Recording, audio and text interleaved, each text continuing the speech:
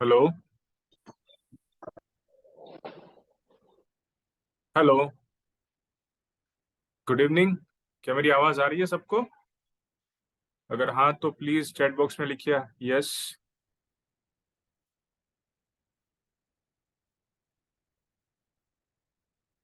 Great. My Audible screen दिख रही है आपको?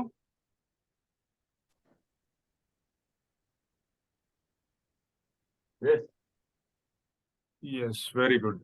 एक और रिक्वेस्ट करना चाहूंगा मैं सबसे, प्लीज अपना माइक म्यूट कर दीजिए ताकि बीच बीच में कोई डिस्टरबेंस ना आए। हम शार्प 8:30 को स्टार्ट करेंगे। हम सॉरी 7:30 को स्टार्ट करेंगे। और 20-25 मिनट्स हमारा प्रेजेंटेशन रहेगा। और उसके बाद 15-20 मिनट्स तक हम। हेलो। प्लीज म्यूट कीजिए। प्लीज सब अपना माइक माइक म्यूट कीजिए।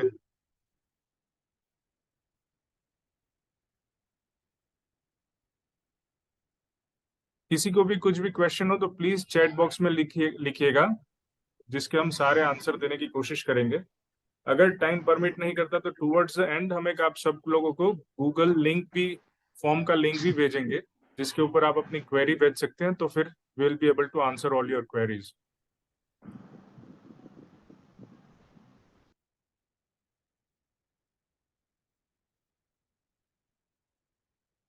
ठीक है, तो please mic during the session, mic please mute रखिएगा अपना।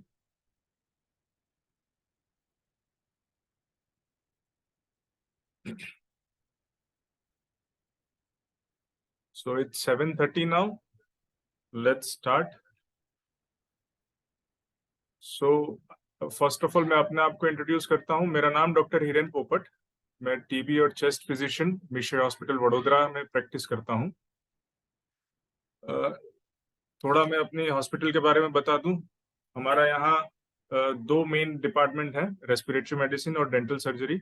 रेस्पिरेटरी मेडिसिन मैं हैंडल करता हूँ, डेंटल सर्जरी मेरी वाइफ डॉक्टर स्वाति पोपट हैंडल करती है। हमारा 12 बेडेड हॉस्पिटल है, जहाँ पे हम सारी respiratory related non ICU non emergency conditions को हैंडल करते हैं। सो आज का हमारा एजेंडा क्या रहेगा? आज हम एलर्जी के बारे में बात करेंगे। आज ही क्यों? क्योंकि वर्ल्ड एलर्जी ऑर्गेनाइजेशन ने कल से, यानी कि 18 जून से 24 जून को वर्ल्ड एलर्जी वीक घोषित किया है। जिसका मतलब है कि ये पूरे वीक में एलर्जी अवेयरनेस को बढ़ाने के लिए मैक्सिमम कोशिश करेगा वर्ल्ड एलर्जी ऑर्गेनाइजेशन। तो आज इस पूरे टॉक में हम बात करेंगे एलर्जी क्या है, कैसे होती है, किस किस को हो सकती है, उसके सिम्टम्स कैसे होते हैं, कौन कौन से एलर्जन से हो सकता है, उसका डायग्नोसिस कैसे किया जा सकता है, उसका ट्रीटमेंट अवेलेबल ऑप्शन क्या क्या है, स्पेसिफिक एलर्जन इम्यून थेरेपी क्या है, और उसके प्रिवेंशन कैसे किया जा सकता है। सबसे पहले एलर्जी क्या है? सबसे पहले हमारे सबके जिन जिन पेशेंट्स को एलर्जी होता है उनके पास एक मिथ होता है कि उनकी इम्यून सिस्टम वीक है, इसलिए वो बार बार बीमार हो रहे हैं, बार बार उनको सर्दी खांसी हो रही है। जिसका एक्चुअली इसका बिल्कुल ऑपोजिट होता है।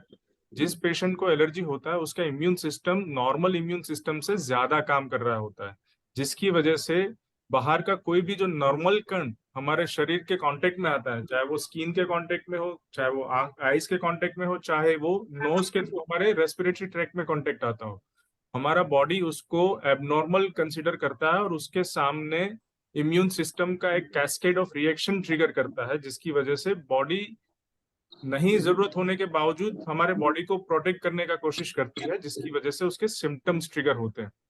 वो जो पदार्थ होता है, वो जो कण होता है जिसकी वजह से ये तकलीफ होती है, उसको एलर्जन बोलते हैं। ये एलर्जन कोई भी हो सकता है, कुछ भी चीज से हो सकता है। तो हमारा बॉडी जब भी इसके कांटेक्ट में आता है तो हमारा बॉडी का इम्यून सिस्टम ट्रिगर होता है और वो एक केमिकल्स सिक्रेट करना शुरू करता है, जिसको हम हिस्टामिन बोलते हैं। प्रोटीन होता है ये। और हिस्टामिन की वजह से दूसरे सारे इम्यूनोग्लोबुलिन्स और फर्स्ट फ्लोर केमिकल्स में आ गई। होते हैं, जिसकी वजह से एक ये सिम्टम्स पेशेंट में डेवलप होना शुरू हो जाते हैं। और ये जो सिम्टम्स डेवलप होते हैं ये माइल्ड से लेके सीवियर तक कुछ भी हो सकता है, जो डिपेंड करता है पेशेंट की इम्यून सिस्टम कितना ट्रिगर हो रहा है उसके ऊपर। ये एलर्जिक रिएक्शन है, ये किसी को भी हो सकता है। एक स्टडी के अनुसार वर्ल्ड में अप्रोक्सीमेटली 30% एडल्ट्स और 40% चिल्ड्रन को एलर्जी है। जब अगर आज मेरे को एलर्जी नहीं है, जिसका मतलब क्या होता है, अगर आज मेरे को एलर्जी नहीं है तो इसका मतलब नहीं ये नहीं है कि मेरे को कभी नहीं होगा। मेरी लाइफ टाइम में मेरे को अभी भी 30% चांसेस हैं एलर्जी डेवलप करने के, है ना। जिनको भी एलर्जी है, अगर ऐसे 1 in every 4 patient of allergy suffer from allergy and asthma both. Asthma भी एलर्जी की वजह से हो सकता है, जिसके बारे में हम आगे अभी बात करेंगे। World over more than 10 million people are suffering from one or the other allergy. Allergy होने की संभावना तब बढ़ जाती है जब फैमिली में किसी को एलर्जी का हिस्ट्री हो, यानी हमारे immediate family members, parents, grand parents, siblings, या फिर किड्स में भी हो सकता है। एनवायरमेंटल एक्सपोजर, एज भी, यंग एज में एलर्जी होने की संभावना सबसे ज्यादा होती है। फिर ऑक्यूपेशनल एक्सपोजर अगर किसी का ज्यादा हो तब भी एलर्जी होने की संभावना बढ़ जाती है। किस किस चीज से एलर्जी हो सकती है? अगर हम ब्रॉडली बात करें तो एलर्जी किसी भी चीज से हो सकती है, किसी भी। लेकिन सबसे ज्यादा एलर्जी हमारे देश की बात करें तो होता है dust might say. Dust might माने हाउस में जो हमारे घर में जो डस्ट जमी रहती है उसमें माइट्स नाम के बहुत ही सूक्ष्म कीटाणु होते हैं, जो हमें नेकेड आई से नहीं देखने को मिलते, उसको माइक्रोस्कोप से ही देखा जा सकता है। ये इतने सूक्ष्म होते हैं और ऐसी जगह पे किसी भी जगह पे जाकर रह सकते हैं, जैसे कि सबसे ज्यादा होने के चांसेस होते हैं जहां डस्ट ज्यादा एक्यूमुलेट हो, वैसा जैसे कि मैट्रेस हो गया, सोफाज हो गए, कारपेट्स, कर्टेन्स, ये सब चीजों पे डस्ट माइट होने की संभावना सबसे ज्यादा होती है। इसके बाद पोलन, एनिमल फर, हवा में जो फंगस रहते हैं वो, और इंसेक्ट्स। ये जो हमने अभी तक मेरे जो ग्रुप्स ऑफ एलर्जन की बात करी है, ये सारे एरो एलर्जेंस है, माने इसके कण हवा में रहते हैं जो हमारी सांस में जा रहे हैं। ये जो सारे कण हैं वो सबसे ज्यादा रेस्पिरेटरी ट्रैक्ट से रिलेटेड एलर्जी करेंगे, यानी हमारे सांस के मार्ग से रिलेटेड एलर्जी सबसे ज्यादा करेंगे।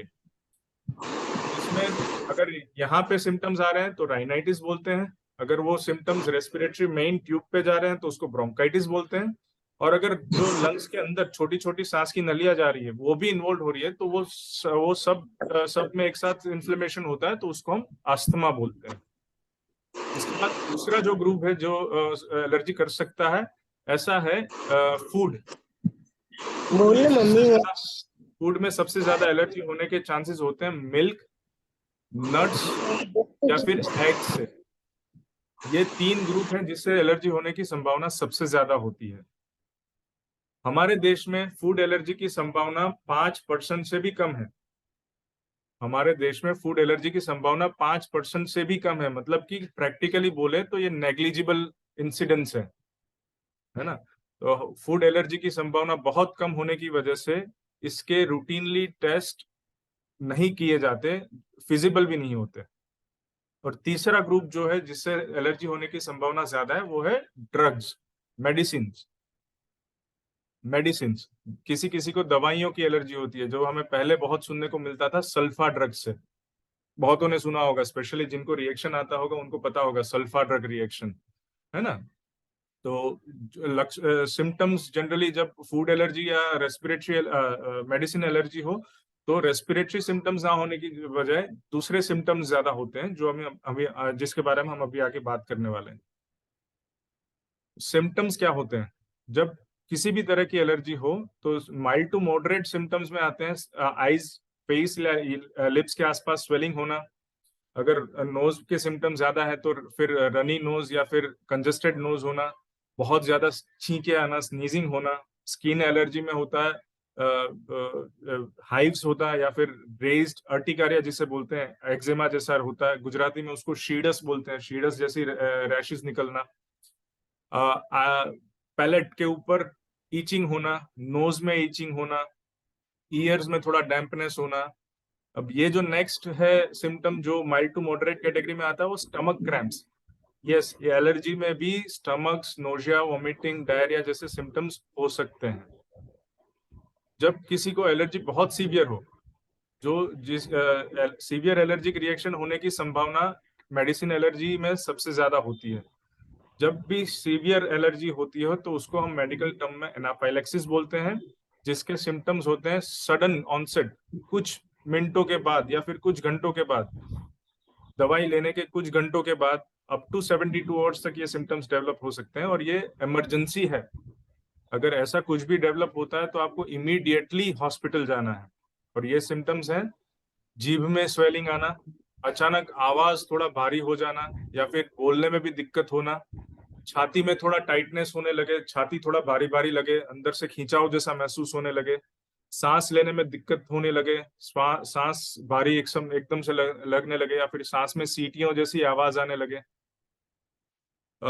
एकदम अचानक से बहुत ज्यादा खांसी शुरू हो जाए, है ना, हाथ पांव या फिर होठ जो है वो थोड़े नीले पड़ जाए, अचानक से चक्कर आना शुरू हो गए, कोई बीपी चेक करे तो घर में अगर बीपी की मशीन है, बीपी चेक करे तो सडनली बीपी कम आ रहा, या फिर हमारे हाथ पांव, फेस, पूरा चेहरा, पूरा शरीर थोड़ा फीका होने लगे और थोड़ा जो ताकत मसल का जो टोन होता है वो धीरे धीरे कम होना लगे। तो ये सारे सिम्टम्स है एनाफाइलेक्सिस के।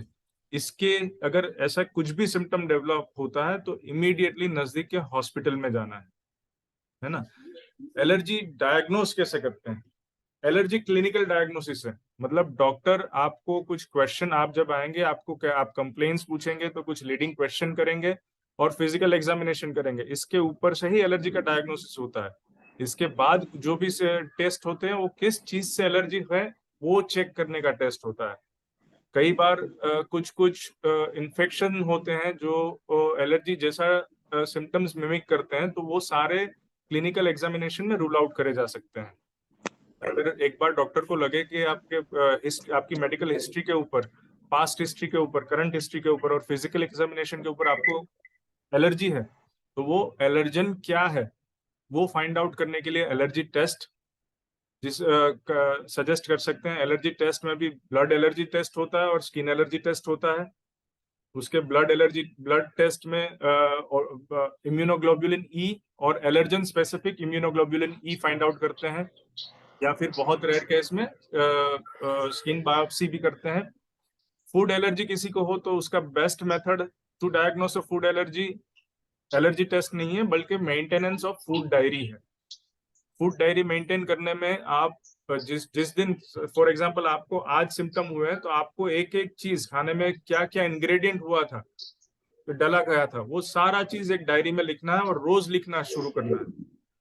तो फिर नेक्स्ट सिम्टम कब होता है वो सारा भी उस दिन भी खास याद करके सब लिख लेना है और उसके बाद डॉक्टर को मिलिए, डॉक्टर बताएगा, डॉक्टर को कंसल्ट करके आप उनमें से डिस्कस कीजिए शॉर्ट लिस्ट क्या हो सकता है। वो जो शॉर्ट लिस्ट है उसका फिर चैलेंज टेस्ट करके हम एलर्जी डायग्नोस कर सकते हैं। फूड एलर्जी मेथड है, इसके अलावा और कोई ऐसा एक्यूरेट मेथड नहीं है फूड एलर्जी डायग्नोस करने का। अगर एरो एलर्जन, तो हम एलर्जी टेस्ट कब करते हैं? हम एलर्जी टेस्ट तभी करते हैं जब एरो एलर्जन का एलर्जी है। जैसे मैंने आगे बताया, फूड एलर्जी की मात्रा 5% से भी कम है। हमारे यहाँ क्लिनिकल प्रैक्टिस में भी जो भी पेशेंट आते हैं उसमें से ज्यादातर पेशेंट को एरो एलर्जन से ही एलर्जी के सिम्टम्स होते हैं। तो जब एरो एलर्जन से एलर्जी है तो सबसे बढ़िया मेथड है स्किन एलर्जी टेस्ट, जिसमें हम पेशेंट की स्किन पे मार्क्स करके उन मार्क्स के अकॉर्डिंगली जो पर्टिकुलर एलर्जन है उसके छोटे छोटे छोटे ड्रॉप्स रखते हैं और उसको फाइन नीडल से स्किन के वेरी फर्स्ट लेयर को स्क्रैप करते हैं। वो उतना उतना सुपरफिशियल स्क्रैप होता है कि उसमें ब्लड भी नहीं आता और आपको केवल चीटी काटी ऐसा ही लगता है ना। और उसके 20 मिनट के बाद रिएक्शन होता है नहीं होता वो चेक करना होता है। जैसे कि आप पिक्चर में देखा गया है, देख सकते हैं कहीं पे थोड़ा बड़ा गोला बना है, जो बड़ा गोला बना है वो ज्यादा पॉजिटिव है, मतलब पेशेंट को उस चीज की एलर्जी है। अब जब ये चीज की एलर्जी आइडेंटिफाई हो जाए तो उसके बाद आगे क्या करना है, जिसके बारे में हम आगे बात करेंगे। लेकिन जब भी पेशेंट को किसी फूड एलर्जी के फूड प्रोडक्ट से एलर्जी हो तो पेशेंट खुद आके हमें बताता है, सर हमें इस चीज से एलर्जी है। जैसे कि हमारे पास एक पेशेंट आए थे, वो बोले थे उनको पत्ता गोभी से एलर्जी है। जब भी पत्ता गोभी खाते हैं उनको एलर्जी तकलीफ होती है, तो मैंने उसको पत्ता गोभी की एलर्जी है और उनको पत्ता गोभी जिंदगी भर नहीं खाना है। उसका ये एक ही सॉल्यूशन है फूड एलर्जी का, और कोई क्योर नहीं है। तो अगर किसी पेशेंट को ऐसी एलर्जी है तो हम ट्रीटमेंट कैसे कर सकते हैं? जैसे मैंने बताया, एलर्जी का बेस्ट ट्रीटमेंट है अवॉइडेंस। फूड एलर्जी या मेडिसिनल एलर्जी किसी को होती है तो उसका सबसे ज्यादा इफेक्टिव तरीका एक ही है, उसको अवॉइड करें। ठीक है ना? तो हम ट्रीट कब करते हैं? जब भी किसी पेशेंट को ऐसे कोई हवा के कण की एलर्जी है, एरो एलर्जिन की एलर्जी है, तभी उसकी ट्रीटमेंट हो। उसकी ट्रीटमेंट को हम ब्रॉडली 4 ग्रुप में डिवाइड कर सकते हैं। जो जो फर्स्ट ग्रुप है वो एलर्जन को अवॉइड करना। सेकंड है वो मेडिकेशन करना। मेडिकेशन में भी आता है हिस्टामिनिक या लिवोसेट्रिजिन, जो आपने नाम सुने होंगे, फेक्सोफेनाडिन, बिलास्टिन, जो अब नई दवाइयां आई है वो। या फिर नाक को डीकंजेस्ट करने के लिए हम नोज के स्प्रे देते हैं, है ना? जिनको नोज के सबसे ज्यादा सिम्टम्स होते हैं वो नोज के स्प्रे देते हैं। या फिर मेडिसिन में आई एलर्जी किसी को हो तो आई ड्रॉप्स। अगर स्किन एलर्जी है तो स्किन मॉइस्चराइजर या कोई जो भी रिक्वायरमेंट उस तरह से मेडिसिन। या फिर किसी को एलर्जी की वजह से अस्थमा है तो उनको इनहेलर्स देना पड़ता है। फिर आता है दूसरा ग्रुप, आता है इम्यूनोथेरापी, जिसको हम एलर्जी शॉट्स भी बोलते हैं या फिर उसको एलर्जी वैक्सीन्स भी बोलते हैं, है ना? जब भी किसी को इमरजेंसी एनाफाइलेक्सिस होता है तो उसका शॉर्ट मेडिसिन होता है एपिनेफ्रिन इंजेक्शन। वेस्टर्न कंट्रीज में एलर्जी का प्रेवलेंस हमारे यहाँ से भी बहुत ज्यादा है, तो वहां पे पेशेंट को भी इतना एजुकेशन दिया जाता है कि अगर उनको एनाफाइलेक्सिस वाले सिम्टम लगे तो एपिनेफ्रिन का ऑटो इंजेक्टर पेन जैसा मेडिकल स्टोर में मिलता है, वो अपने पास रखते हैं और वो जब भी ऐसा सिम्टम लगे तो खुद इंजेक्शन लेके तुरंत हॉस्पिटल पहुंच जाते हैं, है ना? So what is this allergen immune therapy या एलर्जी वैक्सीन या एलर्जी शॉट? ये ट्रीटमेंट अप्रोच है जिसमें जिस चीज से आपको एलर्जी है उसी चीज का एक्सट्रैक्ट आपको ग्रेजुअली इंक्रीमेंटल डोज में, माने मिनिमम कॉन्सेंट्रेशन के मिनिमम वॉल्यूम से लेके धीरे धीरे ग्रेजुअली उसका कॉन्सेंट्रेशन और वॉल्यूम बढ़ाते बढ़ाते बढ़ाते over the course of 3 to 5 years treat किया जा सकता है। इसके पीछे मैकेनिज्म ये काम करता है कि जब भी हम जब हमारा इम्यून सिस्टम ओवर रिएक्ट कर रहा है तो उसको हम जैसे जब भी धीरे धीरे सिग्नल देते जाएंगे तो धीरे धीरे अपना जो एग्जेजरेटेड रिएक्शन देने का प्रॉपर्टी है उसको धीरे धीरे वो सबसाइड करता जाएगा, उसके सामने टॉलरेंस डेवलप करता जाएगा। हमारा उसका जो इम्यून सिस्टम कैस्केड क्रिएट करने का जो प्रॉपर्टी है वो धीरे धीरे टॉलरेंस उसका कम करता जाएगा। इम्यून थेरेपी के कुछ हर ट्रीटमेंट का कुछ एडवांटेजेस और डिसएडवांटेजेस होते हैं। इस इम्यून थेरेपी पे का भी वही है। जैसे इम्यून थेरेपी के एडवांटेजेस में आप देख सकते हैं लॉन्ग टर्म रिलीफ, बहुत ज्यादा लंबे समय तक इससे रिलीफ, एलर्जी के सिम्टम से रिलीफ पाया जा सकता है। मेडिकेशन, जब इम्यून थेरेपी शुरू करें तो मेडिकेशन के ऊपर रिलायंस भी कम होता है। जैसे हमारे कई पेशेंट जो अभी इम्यून थेरेपी ले रहे हैं उसमें से बहुत सारे पेशेंट का ट्रीटमेंट ही बंद हो गया है। कुछ अस्थमा के पेशेंट थे जिनके इनहेलर बंद हो गए, कुछ राइनाइटिस वाले पेशेंट थे जो उनके स्प्रे या कुछ जो भी यूज कर रहे थे मेडिसिन, एंटी एलर्जी मेडिसिन, सारी कुछ बंद हो गई। अभी वो केवल वैक्सीन ही ले रहे हैं। वो एलर्जी को आगे बढ़ने से भी रोकते हैं। जैसे कुछ ना कुछ एलर्जी बार बार होता रहेगा तो कुछ ना कुछ अंदर नुकसान लॉन्ग टर्म में होने के परमानेंट नुकसान होने के चांसेस बढ़ जाते हैं, वो भी नहीं होगा। पेशेंट का पर्सनलाइज ट्रीटमेंट होता है। जो इम्यून थेरेपी का किट होता है, जो पेशेंट का जो एलर्जी प्रोफाइल है उसी के हिसाब से उसका किट बन के आता है। तो वो पर्सनलाइज, एक पेशेंट का एक ही ट्रीटमेंट होगा, वो जनरलाइज नहीं कर सकते। एक स्टडी बताती है अगर आज पेशेंट को किसी चीज से एलर्जी है, वो इम्यून थेरेपी ले रहा है, तो उसको फ्यूचर में दूसरी एलर्जी होने के चांसेस भी बहुत कम हो जाते हैं। उसके डिसएडवांटेजेस एक यही है, आपको 3 से 5 साल तक ट्रीटमेंट कंटिन्यू रखना पड़ेगा। कॉस्ट कंसिडरेशन इसलिए लिखा है क्योंकि इसका कॉस्ट, अगर आप लॉन्ग टर्म की बात करो, 3 से 5 साल के ट्रीटमेंट की बात करो, तो वो आप जो कन्वेंशनल एलर्जी मेडिसिन या स्प्रे या इनहेलर्स यूज कर रहे हैं तो उससे तो कम ही होता है, बट देन वो कंबाइंड एक कॉस्ट कंसिडरेशन करना पड़ता है। एलर्जन लिमिटेशन इसलिए क्योंकि एलर्जी का जो इम्यून थेरापी का ट्रीटमेंट है वो केवल एरो एलर्जेंस के लिए ही है, वो फूड या मेडिसिन एलर्जी के लिए नहीं है।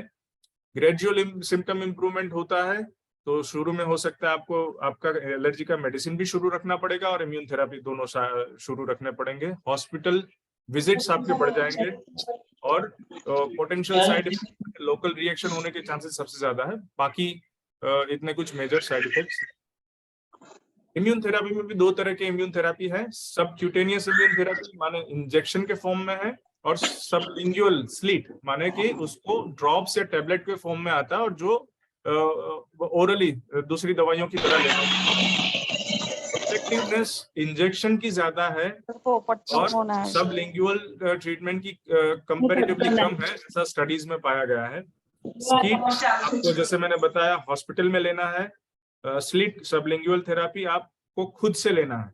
तो इसके एडवांटेजेस भी है, डिसएडवांटेजेस भी है। जैसे अगर खुद से लेना है तो आप कैसे ले रहे हैं, रेगुलर ले रहे हैं नहीं ले रहे हैं, ये मॉनिटर नहीं किया जा सकता। जबकि आपको इंजेक्शन हॉस्पिटल में आके लेना है तो आपका ट्रीटमेंट रेगुलर है, रेगुलर आप ले रहे हैं, ये मॉनिटर आपके डॉक्टर भी कर रहे हैं। स्कीट में आपको क्योंकि इंजेक्शन दे रहे हैं कुछ फिक्स्ड मात्रा में, तो उसका उसमें क्या डोज जा रहा है वो कंट्रोल्ड होता है, वो मॉनिटर किया जा सकता है। स्लीट में आपको टैबलेट या जो भी मेडिसिन है वो जीभ के नीचे रखना होता है, तो जीभ के नीचे जो ब्लड वेसल होती है उसमें से कितना डोज एब्जॉर्ब होता है वो मॉनिटर नहीं किया जा सकता है ना। और नेक्स्ट जो सबसे इंपॉर्टेंट पॉइंट है कि सब क्यूटेनियस इम्यून थेरापी इंडिया में अप्रूव्ड है, सब लिंगुअल थेरापी इंडिया में अप्रूव्ड नहीं है। हम जो ट्रीटमेंट करते हैं वो सब क्यूटेनियस इम्यून थेरापी करते हैं, जिसमें पेशेंट्स को इंजेक्शन लगते हैं। जैसे ये ऑलरेडी मैंने बात कर ली इम्यून थेरापी में काम कैसे करता है। ये धीरे धीरे आपको बॉडी को ट्रेन करेगा, जो भी जिस भी पदार्थ से आपको एलर्जी है उसके सामने ये रिएक्शन नहीं करेगा। क्या आपको इम्यून थेरापी क्या आप इम्यून थेरापी ले सकते हैं? बिल्कुल ले सकते हैं। एक बार हम आपको क्लिनिकली भी अगर आपकी फिटनेस आपके एलर्जी के सिम्टम्स कंट्रोल्ड में है और कोई कॉन्ट्राइंडिकेशन नहीं है तो बिल्कुल ले सकते हैं। हालांकि जबकि डस्ट माइट से, पोलन से या फिर इंसेक्ट से किसी को एलर्जी है तो इसके सामने वंडरफुल रिजल्ट्स हैं, डेफिनेटली ले सकते हैं। कुछ प्रिवेंटिव मेजर्स अब तक हमने बात कर ली, अब लास्ट ये सेशन है हमारा प्रिवेंटिव मेजर्स। इंडोर एलर्जन के सामने प्रिवेंशन कैसे कर सकते हैं। जैसे मैंने डस्ट माइट्स के लिए बताया, ये ऐसी जगह में फंसे रहते हैं जहां से क्लीनिंग बहुत मुश्किल होता है, तो आपके जो लिनन्स वगैरह हैं वो डेली चेंज करें, बेडशीट, मैट्रेस, पिलो कवर्स वगैरह डेली चेंज करें। उनको जब भी धोना है तो हॉट वाटर में धोएं। कारपेट्स वगैरह जो है आपके शो पीसीज वगैरह है वो रेगुलरली वैक्यूम कर ले, क्लीन करें। हेपा फिल्टर वाले एयर प्यूरिफायर रखें, ह्यूमिडिटी कम रखें। पैट डेंडर के लिए no pet is the best, otherwise अगर घर में पैट है तो यही सारे क्लीनलीनेस हाइजीन वगैरह, पैट हाइजीन मेंटेन करना है, एयर प्यूरिफायर्स रखने हैं। मोल्ड्स यानी कि अगर घर में कहीं पे सीलन है, कहीं पे कहीं से वो वाटर लीकिंग या सीपिंग हो रहा है तो फिर वो प्लम्बिंग फिक्स कीजिए। एग्जॉस्ट फैन रखिए किचन में, बाथरूम में। ड्राइनेस देखिए, ओवरऑल घर में ह्यूमिडिटी कम हो। कॉकरोच के लिए जो भी घर में क्रैक्स सील्स हैं वो सारी सील कीजिए। फूड जो है वो एयरटाइट कंटेनर्स में स्टोर कीजिए। जो भी एक्स्ट्रा गार्बेज हो अच्छी जगह पे घर से बाहर डिस्पोज कीजिए। और कॉकरोच बेड्स और ट्रैप्स भी आते हैं। पोलन के लिए, पोलन जो सीजन में ज्यादा पोलन है और उस चीज से अगर आपको एलर्जी है तो पर्टिकुलरली उस सीजन के लिए पोलन, हाई पोलन सीजन में आप बाहर जाना अवॉइड कीजिए। अगर जाना पड़े तो मास्क यूज कीजिए। किसी भी तरह का एलर्जन हो, मास्क आपके लिए वैक्सीन जैसा काम करेगा, तो प्लीज वो यूज कीजिए। एसी में या हेपा फिल्टर वाला लगवा दीजिए तो उससे भी फर्क पड़ता है। आपके शूज जो क्लोथ्स है वो शूज जो है वो बाहर रखिए, तो बाहर से जो पोलन आ रहे हैं वो घर के अंदर नहीं आएंगे। घर में आने के तुरंत बाद शावर कर लीजिए तो आपके बॉडी के ऊपर जो भी पोलन होंगे वो भी वॉश ऑफ हो जाएंगे। और एयर क्वालिटी को घर के अंदर मॉनिटर करना है, ह्यूमिडिटी को कंट्रोल करके। आउटडोर पोलन और इंडोर पोलन के प्रोटेक्टिव मेजर्स लगभग सेम जैसे ही हैं। तो जैसे अगर बाहर जा रहे हैं तो आई ग्लासेस पहनिए, कोई पर्टिकुलर पोलन का एलर्जी है तो उस पोलन सीजन में आप बाहर जाना अवॉइड कीजिए। इंसेक्ट सिंग के बचने के लिए फुल स्लीव्स या फुल पैंट्स पहनिए, ग्लव्स पहनिए, ताकि जितना भी कम स्किन वाला एक्सपोज्ड पार्ट होगा उतना आपको पोलन, आउटडोर पोलन कम परेशान करेंगे। सो ये कंक्लूजन है जो हमने अब तक जो बात करी उसमें एलर्जी क्या है कि एबनॉर्मली एग्जेजरेटेड इम्यून रिस्पॉन्स है toward a substance which is normal for everyone else, है ना। तो उसके सिम्टम्स पोलन किस चीज से होता है, जो पोलन डस्ट माइट वगैरह है। यहाँ पे हमने इम्यून थेरापी के बारे में बात करी, कैसे सबलिंगुअल और सबक्यूटेनियस दो फॉर्म्स है, लेकिन इंडिया में एक ही अवेलेबल है, तो हम एक ही इम्यून थेरापी करते हैं, subcutaneous. So this is the end for my presentation. With this presentation, I would like to extend my gratitude to my family, my mentors, Dr. Gachi sir and Dr. Chatterjee ma'am, and the entire team of Misha Hospital. And with this, I would like to take an opportunity to announce another webinar for future, which will be coming in few days. We'll announce that shortly. और ये होगा dental health के ऊपर। Dental health जो जिनके भी दांत है या नहीं है, ये सबके लिए होगा। So thank you. We will be able to take your questions now. Yes, so we have a question, what about the dust allergy? तो डस्ट एलर्जी, डस्ट पर्टिकुलरली खुद एलर्जी नहीं करता है, डस्ट के अंदर माइट्स होते हैं वो एलर्जी करते हैं। अगर आप डस्ट, जैसे बाहर जाएंगे, विंड की बात करें तो डस्ट जो है वो डस्ट ऑलरेडी हमारी किसी चीज से एलर्जी होगी, तो हमारा अंदर का म्यूकोजल सरफेस जो अंदर का स्किन है वो ऑलवेज थोड़ा हाइपर इन्फ्लेम्ड स्टेज में रहेगा। तो उसकी वजह से अगर कुछ भी अंदर जाएगा, जैसे डस्ट भी जाएगा, तो वो तुरंत रिएक्ट करना शुरू हो जाएगा, तो जिसकी वजह से सिम्टम्स ट्रिगर होते हैं। जैसे किसी को एलर्जी होती है, अगर वो स्ट्रॉन्ग स्मेल या परफ्यूम भी उसको लगा नहीं सकते, उसकी वजह से भी इरिटेशन होता है। तो परफ्यूम, डस्ट, ये सब चीजें एलर्जी नहीं करती, इरिटेशन करती है। तो अगेन लाइक आई सेड, अगर आप बाहर जा रहे हैं मास्क पहनिए, that will be more helpful. Immune therapy does help, it helps a lot. उसकी वजह से सिम्टम्स, जैसे मैंने ऑलरेडी आगे बताया, हमारे लगभग जितने भी पेशेंट है उसमें से बहुत सारे पेशेंट में उनकी सारी मेडिसिन बंद हो गई हैं, वो केवल इंजेक्शंस ले रहे हैं। इम्यून थेरापी से आपके सिम्टम्स डेफिनेटली कंट्रोल में होंगे। इम्यून थेरापी का गोल है आपकी बॉडी को ट्रेन करना, रिएक्ट ना करे, है ना, रिएक्ट ना करे। तो उसी गोल के साथ जिस चीज का एलर्जी है उसी चीज का इंजेक्शन आपको लगता है, तो उसके साइड इफेक्ट होने के चांस भी बहुत कम रहते हैं। So question, I have body allergy itching all over the body, then I have to take Avil tablet and then it stops. So allergy test करके अगर आपको एक बार कंसल्टेशन लीजिए, अगर वो फिट बैठता है एलर्जी के लिए, तो we can definitely try to find out किस चीज से एलर्जी है, और वो एलर्जी को अगर हो सकता है तो इम्यून थेरापी से ट्रीट कर सकते हैं। एलर्जी क्रॉनिक डिजीज है जो लंबा चलता है, जैसे बीपी, डायबिटीज, थायराइड का ट्रीटमेंट हम लाइफ लॉन्ग लेते हैं। किसी चीज लोगों को एलर्जी लाइफ लॉन्ग रहता है, तो हमें लाइफ लॉन्ग मेडिसिन लेनी पड़ती है। जैसे बीपी हम बढ़ने की राह नहीं देखते, उसी तरह एलर्जी अगर है तो एलर्जी होने की राह नहीं देखने, उससे पहले ही उसको दवाई में लेके या फिर इम्यून थेरापी करा के कंट्रोल में रखना है। Does hay fever have immune therapy? Yes, hay fever does have immune therapy, but then again उसके लिए इम्यून थेरापी से पहले एलर्जी टेस्ट करके कौन से चीज से एलर्जी है वो फाइंड आउट करना पड़ेगा। Which allergies are genetical? Can we prevent those or take any precautions? अगर किसी भी, मैंने पहले ही बताया, अगर मेरे फैमिली में किसी को एलर्जी नहीं है, लेकिन मेरी लाइफ टाइम में 30% चांसेस है मेरे को एलर्जी होने के। अगर वही चीज अगर मेरे फैमिली में किसी को एलर्जी है, तो मेरे में एलर्जी होने की प्रोबेबिलिटीज बढ़ जाएगी। तो yes, it does have genetic predominance, but then allergy है या नहीं वो देखने के लिए एक बार कंसल्टेशन, फिजिशियन कंसल्टेशन करना पड़ेगा। अगर लगेगा एरो एलर्जन से एलर्जी है तो डेफिनेटली एलर्जी टेस्ट करके, स्किन एलर्जी टेस्ट करके इम्यून थेरेपी कर सकते हैं। Seasonal allergy, how can one get rid of seasonal allergy? Seasonal allergy माने मोस्ट प्रोबेबली पोलन से एलर्जी होती है, वो सीजनल वेरिएशन के साथ होती है। जैसे जब भी पोलन सीजन कब सबसे ज्यादा होता है, फरवरी मार्च होली के आसपास, मॉनसून में जुलाई के आसपास, या फिर अक्टूबर नवंबर दिवाली के आसपास। जिन पेशेंट को इस सीजन में सबसे ज्यादा एलर्जी होती है, उनको सबसे ज्यादा पोलन से पोलन से एलर्जी होने की संभावना सबसे ज्यादा होती है। तो अगेन, अगर पोलन से भी एलर्जी होती है, then also treatment remain same, immune therapy. जिस भी चीज का पोलन से हो तो इम्यूनोथेरापी से डेफिनेटली हेल्प कर सकते हैं। हाँ, can immune therapy help in all age groups? Theoretically, yes, immune therapy helps in all age group, but we start by guideline ये है कि immune therapy स्टार्ट करने का मिनिमम एज ग्रुप है 5 years। दैट मीन्स हम 5 साल के ऊपर वाले पेशेंट में इम्यून थेरापी दे सकते हैं। अपर लिमिट कोई नहीं है, कोई भी एज में आप ले सकते हैं।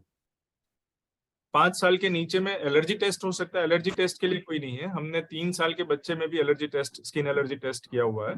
इम्यून थेरापी में सबसे छोटा उम्र का जो बच्चा हमारे पास इम्यून थेरापी ले रहा है वो 8 साल का है, और सबसे एल्डरली जो है वो है 58 years old female patient who is taking immune therapy. मुझे डस्ट की एलर्जी है, सीजन चेंज होते ही सर्दी हो जाती है। जैसे मैंने समझाया, सीजनल चेंज पॉसिबल है, डस्ट में भी होता है, क्योंकि वेदर का ह्यूमिडिटी कैसे, एटमॉस्फेयर में ह्यूमिडिटी कैसे, उसके हिसाब से डस्ट कॉन्सेंट्रेशन भी प्लस माइनस होता है, तो उसके हिसाब से भी डस्ट एलर्जी में भी सीजनल वेरिएशन हो सकता है। What is the process of immune therapy, please explain. Immune therapy ये कोर्स 3 से 5 साल का होता है, और हम at the end after 3 years हम डिसाइड करते हैं आपके क्लिनिकल रिस्पॉन्स और आपकी रेडीनेस के ऊपर के आगे कंटिन्यू करना है नहीं करना है। इसमें हम इंजेक्शन देते हैं इंसुलिन सिरिंज के थ्रू, जिसमें लोएस्ट पॉसिबल कॉन्सेंट्रेशन से शुरू करके मैक्सिमम कॉन्सेंट्रेशन पे पहुंचते हैं, और मैक्सिमम वॉल्यूम उसका 1 ml रहता है। 0.1 ml से हम शुरू करते हैं और 1 ml तक जाते हैं। शुरुआत के 10 हफ्ते में 2 इंजेक्शन लगते हैं। उसके बाद के 13 हफ्ते में 1 इंजेक्शन लगता है। उसके बाद के 9 इंजेक्शन 2 हफ्ते में 1 बार लगते हैं। उसके बाद के 8 इंजेक्शन 3 हफ्ते में 1 बार लगते हैं। और उसके बाद के सारे इंजेक्शन, सारे के सारे up to the end of से 5 years, हर एवरी 4 weeks, हर 4 हफ्ते पे 1 इंजेक्शन लगता है। तो ये प्रोसेस होता है एलर्जी इम्यून थेरापी का। सर, मैंने डस्ट एलर्जी ट्रीटमेंट शुरू किया तो स्वस्थ फर्क लगने लगा है। ये हमारे एक पेशेंट है जो अंजू बाना, जिन्होंने अभी रिसेंटली ट्रीटमेंट शुरू किया है, तो वो अपना एक्सपीरियंस बता रही है। Thank you madam positive feedback के लिए। एक और क्वेश्चन था जो हमने फॉर्म भेजा था उसमें, कि एलर्जी एज के साथ उसमें कुछ एलर्जी के सिम्टम्स में वेरिएशन होता नहीं होता। एलर्जी एज के साथ या तो फिर कम भी हो सकती है, या फिर सिम्टम्स जैसे हैं वैसे भी रह सकते हैं, या फिर एलर्जी धीरे धीरे प्रोग्रेस भी कर सकती है। तीनों पॉसिबिलिटीज है, लेकिन सबसे ज्यादा पॉसिबिलिटी होती है धीरे धीरे करके प्रोग्रेस करने का। क्योंकि जो भी अंदर कुछ ना कुछ तकलीफ होती है, जैसे हमें बाहर स्किन पे चोट लगती है तो स्कार मार्क रहता है, राइट? वैसे उसी तरह से अगर अंदर भी कहीं पे भी कुछ भी गड़बड़ चल रही है तो वहां पे भी हीलिंग होगा। हीलिंग के साथ वहां पे भी पॉसिबल है स्कार बन जाए। मैं अगर नॉर्मल टर्म में बोलूँ तो वो स्कार कुछ ना कुछ आगे जाके हमें परेशान कर सकता है, अगर वही चीज रिपीटेडली बार बार हो रही है तो।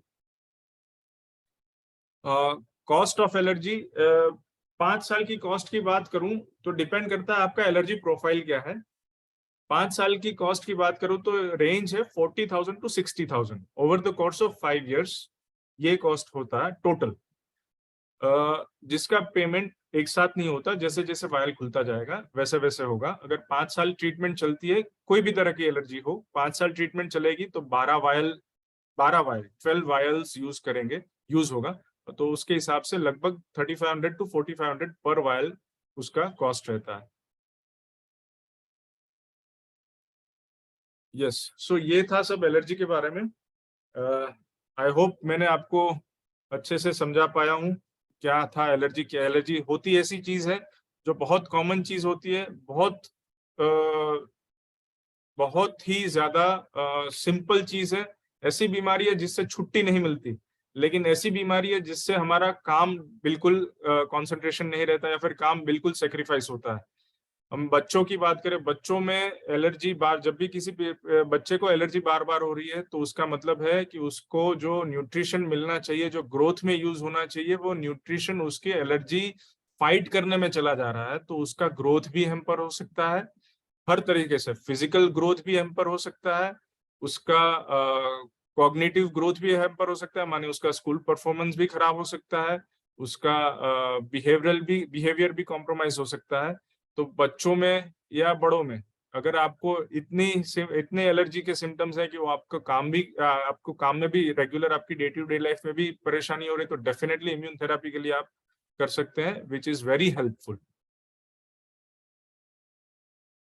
और कोई क्वेश्चन? और कोई क्वेश्चन ना हो तो, और एक साथ में ये भी बता दो, हम ये जो रिकॉर्डिंग किया है हमने, ये रिकॉर्डिंग हम YouTube पे भी रखेंगे, तो आप उस वीडियो को भी फ्यूचर में रेफरेंस के लिए देख सकते हैं। और साथ में अपने, अगर आपको ये हेल्पफुल लगा हो तो आप शेयर भी कर सकते हैं किसी को जिसको भी एलर्जी है, या फिर किसी को भी कुछ भी हिंट या रेफरेंस लेना हो एलर्जी के बारे में। ठीक है, तो फिर हम यहाँ पे ये मीटिंग को एंड करते हैं, और कोई क्वेश्चन ना हो तो। Thank you so much for your attention. I was very fortunate enough to give you this, share some knowledge for the allergy, and wish I could answer your queries. Thank you so much. Thank you. Thank you, sir. Yes, welcome.